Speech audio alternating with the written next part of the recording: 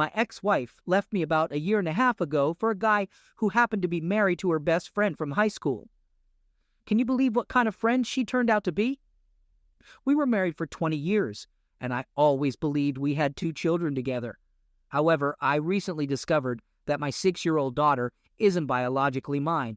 She actually belongs to the guy she left me for. She knew this from the beginning of her pregnancy and kept it a secret from me. Even though my name is on the birth certificate, I am determined to fight for custody because I have been her father, and that document carries legal weight. She may not share my blood, but she's still my daughter. It's obvious that this affair has been going on for a while. Finding out about it was a huge shock. When I confronted her and asked her to choose between him and me, she chose him. And you know why? Because he can have closeness multiple times without needing a break. That's the only reason she gave me. I can't believe that after working 2 jobs to support her education and sacrificing my own dreams and music career, she would cheat on me while I took care of our kids. I dedicated my life to our family, but she has always been a cold-hearted woman. Dealing with her bipolar disorder hasn't been easy. Her explosive outbursts and the physical and emotional offense I endured crushed my soul, but I believed she couldn't control it. Turns out that wasn't entirely true. She actually admitted to friends that she would often punch me, just because she felt like it or didn't get her way. My kids had to witness numerous instances where she would physically and verbally offended me. And each time, I chose not to fight back, hating that they had to witness such brutality. Towards the end, she got furious at me for not taking out the trash the moment I got home, and she grabbed me by the neck, squeezing tightly while my son watched in horror. I had to tell her, "Our son will always remember this." That's when she finally let me go. I should have left a long time ago, looking back now. If it weren't for my kids, I probably would have left, but I didn't want them to grow up in a broken home, so I held on to the hope that my wife would return to the person I once loved. But I've come to realize that those days are long gone, and they have been for years. When everything came out in the open, my wife had a conversation with her friend, who happened to be the husband she was having an affair with. She told her friend straight up, "Yes, it's true, and no, I'm not sorry." Then she simply got up and walked away. It was her friend who told me about this. My wife left, took the kids, and moved into an apartment with him, right behind the one we used to share. Even then, I held on to the hope that she would realize he wasn't worth it. He had cheated on his own wife multiple times, not just with my wife, and she knew about it. I spent the whole first year waiting for her to come back. She kept the keys to our shared apartment, and I thought she still held on to them because she planned on returning. But at the end of that year, they started their cruelty all over again. He would show up at the bus stop as I was putting the kids on the bus for school and say, "I've come to see my daughter off to school, not your daughter, mine." I replied, "Then why were you perfectly fine for the past 5 years, letting me raise her, giving her my last name, being there for her birth, and raising her as if she were my own? Where were you? Why is my name on the birth certificate as her father instead of yours?" That nearly earned me a punch to the face, and it did lead to both of them drunkenly visiting me at the end of the night, because he came looking for a fight. After that, my ex decided to make everything public. She went on Facebook and boasted about her new boyfriend. Our friends were shocked and reached out to me and his wife about it. I made sure to collect as many screenshots as possible. It seems like she doesn't care about the mess she's created for herself with our upcoming divorce. But then again, why should she? I already caught her with the paternity test. In the end, I became self-destructive. I kept wondering what I could have done differently. Or better, she blamed me for not being there for her. But how could I have been when I was working 2 jobs just to make ends meet? I didn't have the energy to clean when I got home because I was exhausted from working 16-hour shifts. And yet, she would scream at me about the trash while our kids had been drawing on the walls, destroying blinds, and making holes in the wall under her watch. But apparently, not taking out the trash was the big issue. The hardest part was that I desperately wanted my family back, and I started blaming myself for everything. It took me a while to realize the truth of the situation. It all changed when my brother insisted that I join his band. Even though I initially said no, he pushed me to meet the other members and make a decision afterward. That completely shifted my perspective. I still turned down joining the band, but I formed a friendship with them and ended up casually dating a friend introduced to me by the rhythm guitarist. I quickly fell in love with this amazing woman who was 45 years old, and it was such a relief to be in a loving relationship where there weren't constant arguments and offense. During this time, my ex still had the keys to our apartment, and every now and then she would let herself in to drop off things for the kids. The first time she walked in and found my new girlfriend there, it didn't go well. She called me that night, demanding to know who my girlfriend was and why she was in our apartment. I took pleasure in telling my ex that my girlfriend was none of her business. After all, she was the one who moved on and left me to live with someone else. But in the last few months, my ex has been acting really strange, especially when it comes to my new girlfriend. She's even started stalking her. My ex sent my girlfriend a friend request on Facebook and demanded that she accept it. When my girlfriend refused, my ex called me, screaming that I needed to make my girlfriend accept the request because she wanted to see what kind of person my girlfriend was and who our kids were around. My girlfriend took the phone from me and firmly told her that she didn't need to add her as a friend. Any communication regarding the kids could be done through Messenger or phone calls. My ex doesn't and won't have access to our personal life, friends, and family because she isn't part of my girlfriend's personal circle. This didn't sit well with my ex. My girlfriend showed me that she suddenly received a lot of friend requests from people who were friends with my ex. Afterward, my ex started coming into my place every weekend, even when I wasn't there, to snoop around. I was on the phone with my girlfriend, who was staying with me while I was at work, when my ex walked in. My girlfriend asked her if she needed anything, and my ex claimed she wanted to check how much milk I had in the fridge for when the kids came over. My girlfriend assured her that we had it covered, and my ex left. When I arrived home, I demanded the apartment key from her, since she didn't live there anymore. In response, she took my son's keys and made copies for herself. When my lease ended, my girlfriend suggested that I move in with her so we could create distance from my ex. However, my ex did everything she could to make it difficult for us. She called the police and claimed that I was leaving with her belongings. But when asked to specify what belonged to her in my place, she couldn't name anything.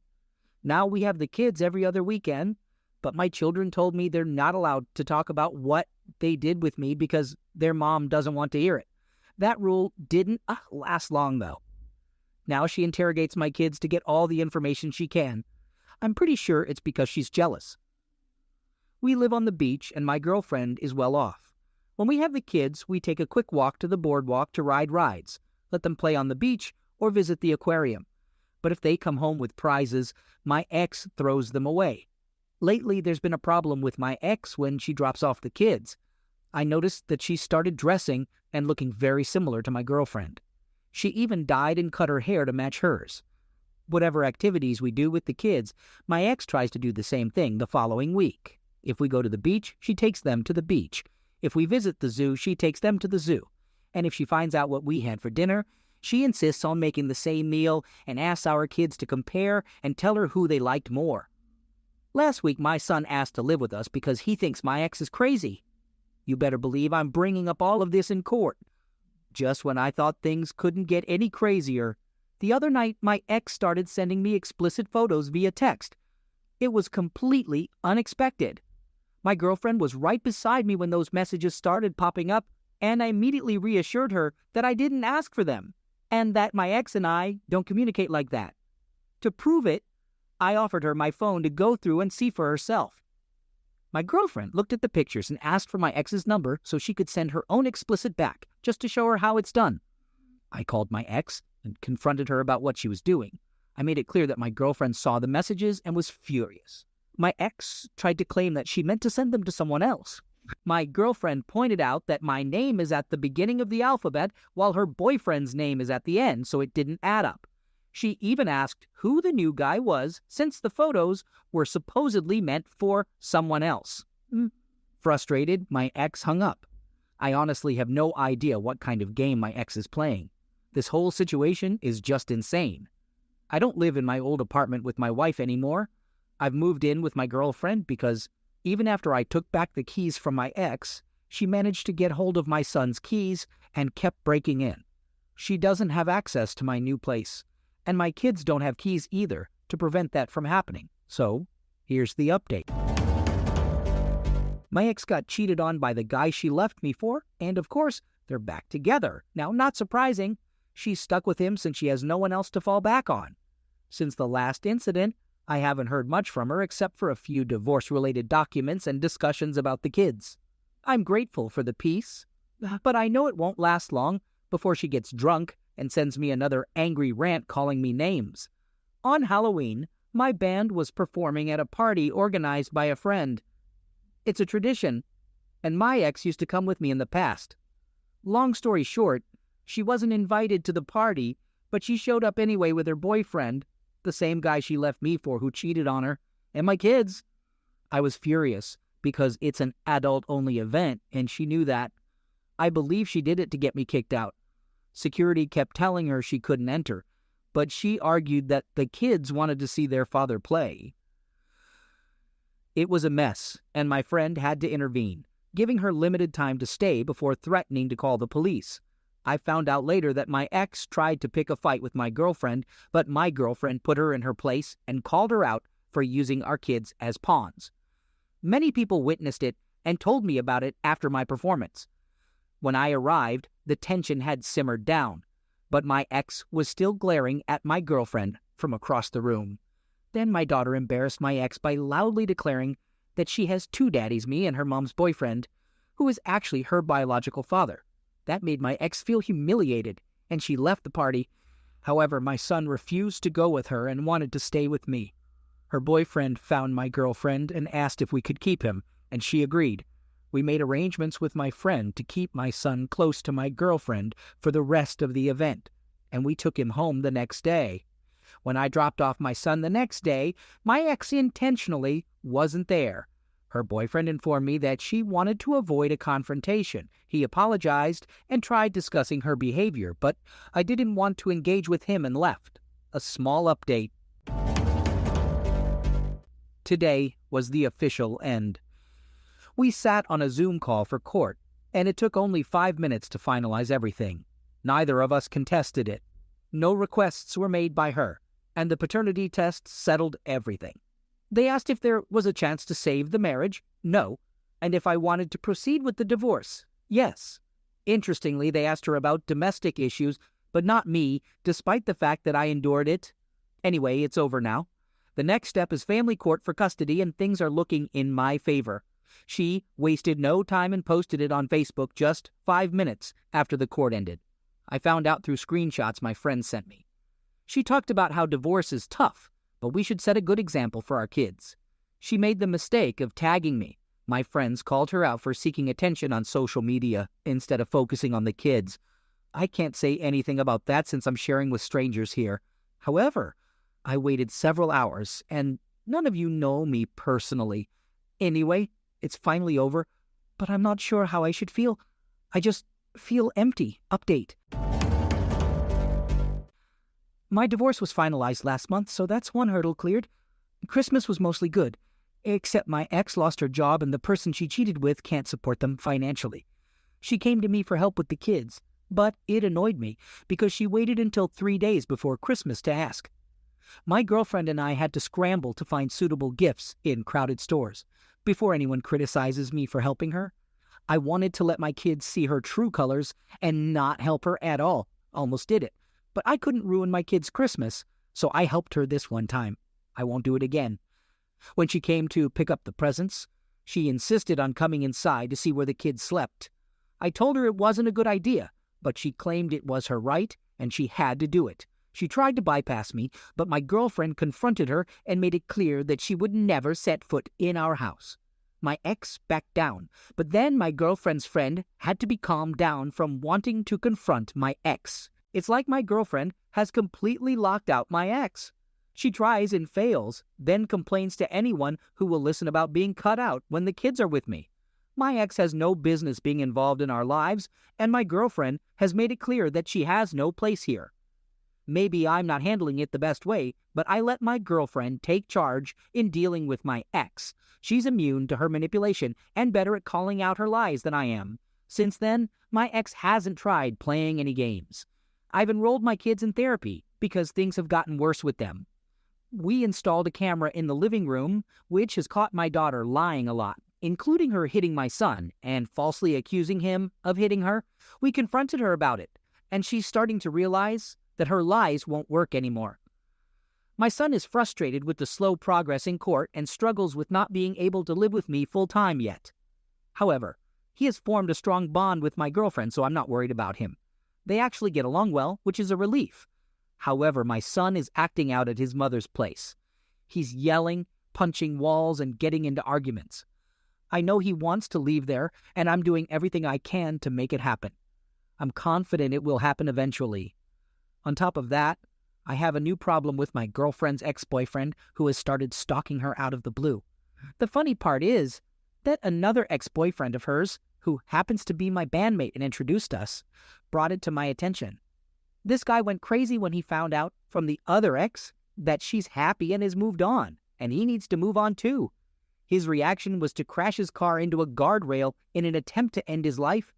There's so much craziness happening in my life right now that I don't know whether to laugh, cry, or sell tickets. That's what's going on with me these days. Update. It's been over 2 years since D-Day, and the divorce was finalized 4 months ago. She's still with the affair partner, but I moved on a year ago. Overall, my life is much better without her. Even after all this time, I keep discovering new things. Turns out, she slept with another friend of mine before the AP. It stung a little, to be honest. It's just prolonged the period of time I was deceived. So, I missed the signs twice. Now I'm questioning if my son is. He doesn't resemble me at all. None of his features match mine. Not all of his features match hers either. As much as I wonder, I also wonder if I really want to know the truth. I don't think I can handle another devastating blow. Ignorance can sometimes be bliss, right? I do my best to leave her in the past as much as possible. It's challenging when kids are involved, because I'm stuck co-parenting until they're 18. I tried to have a civil relationship without being emotionally detached, thinking we could work together for the sake of the kids. It's interesting how the ones who should feel guilty are always on the offensive, constantly trying to shift blame even after everything is said and done. It's even more intriguing how she believed she could still control me and be in charge. When I didn't give in, she resorted to lashing out and attacking. She attempted to use her tactics on my girlfriend, but long story short, she's learned to steer clear of her. My girlfriend is strong-willed and has dealt with manipulative people before. In the end, I know I came out on top. I have a fresh start with a new job, a new home, and a new love in my life. I'm doing much better than my ex, who is facing the consequences of her actions. Not only did she destroy our life together, but she also ruined the life of her affair partner, and his ex-wife is going to great lengths to make their lives miserable. Sadly, this chaotic situation affects my kids as their lives are turned upside down by this terrible show. The AP's wife is a prime example of someone who is filled with fury and seeking revenge. She dealt a heavy blow to their finances, and my ex has reached out to me multiple times, complaining about her financial struggles. She lost her job half a year ago and hasn't been able to find work. Instead, she's relying on her AP, who is being drained financially by his own ex. I don't feel sorry for her in the slightest. I just hate how it's affecting my kids. I do what I can for my kids, but only for them. I won't give her money directly, but I'll provide what they need. I won't give her the chance to squander my money on drinking because that's the kind of person she is. And it's part of the reason she got fired. I have to get my kids away from her. My son holds a strong grudge against her, and it's her fault. She's the one who told him the reason for our divorce. He knows that his sister is the result of the affair, and he makes sure everyone is aware of it. He even informed my girlfriend before I had the chance to do so. I was trying not to burden my girlfriend with all my problems since I was a newly divorced father with a lot of emotional baggage, but my son is filled with anger. As for my daughter, she takes after her mother. She lies, manipulates, and employs the same tactics while reacting in the same way when things don't go her way. She's learned from the best. I know, it's unfortunate that I had to resort to installing cameras, but I did it. It gives me peace of mind, knowing that my ex can't play that twisted game against me. It also provides a tremendous sense of relief when I'm at work and my girlfriend is home alone. I can easily check in and see what she's up to, whether she's reading a book, watching a movie, or playing video games online with my son or her younger brother, who happens to be the same age. Having those cameras helps me deal with my trust issues.